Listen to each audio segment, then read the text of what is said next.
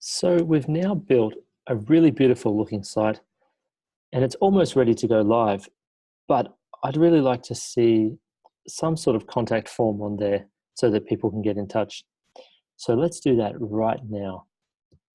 So this is where we're up to. We've got our site and it's looking lovely.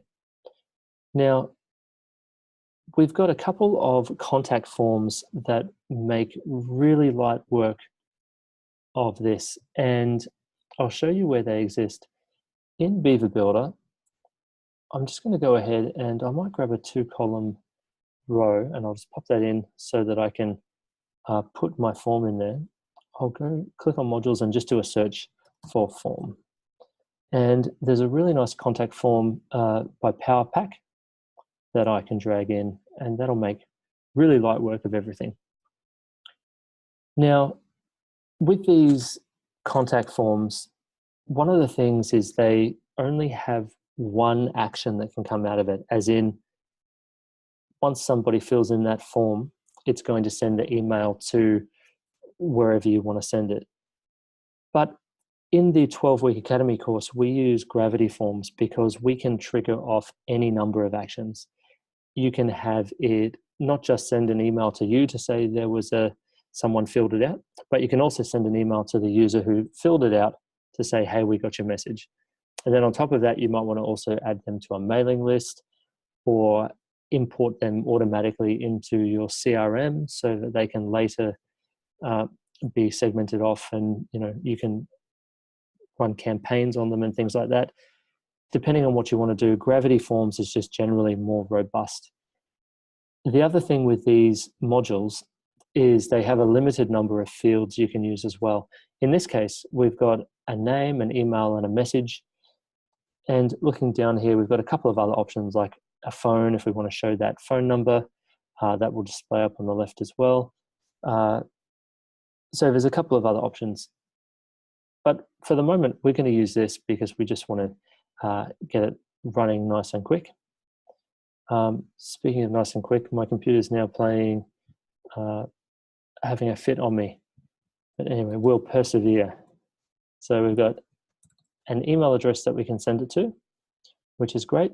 Now, if we scroll down at the bottom, there's also success actions, which are very important. So what happens after somebody fills in the form?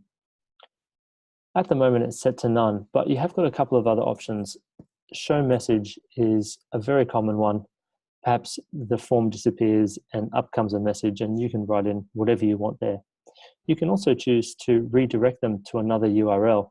So that could be a great place to have a thank you page, or if you want to give them, a gift for filling out the form, or putting your details here and you can get whatever, you can send them to a new page for that as well. So for the moment, we're just going to have that message. The other thing, you can style all the inputs and make it look exactly the way you want it to look. And there's just so many options here.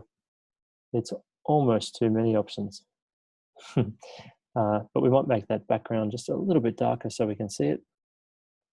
That's nice. Now we can't see our placeholder text. There's our placeholder text, and I might just make that a bit darker. And we can see that now as well. So you can really go and style it the way you want. Maybe I'll make my my button color, dive into my presets, and I'll just make it that pink color. Which will work well. So you certainly get the idea of these forms. There are a couple of other forms, but I would probably stick with this PowerPack contact form for the moment. I think that's the one. When you're happy, just click Save, and you're ready to go. Now, this is a little simpler, this contact form, than the subscribe form and integrating with MailChimp. So now that we're feeling comfortable with that, I'm going to remove that completely.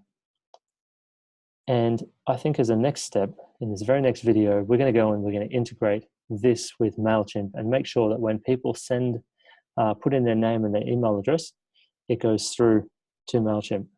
So we'll do that next.